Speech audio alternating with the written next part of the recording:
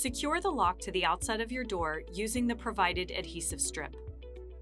Next, remove the screws from the inside of your existing lock and take off the thumb turn and cover.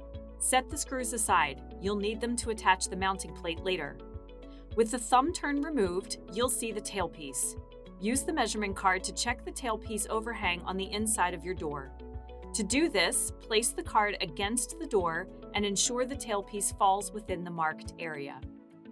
If the tailpiece is within the green area, you can proceed normally. If it is in the yellow area, you will need to add the extension plate.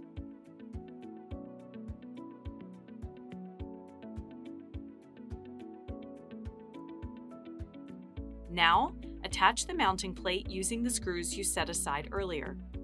Make sure the top marking on the plate is facing up.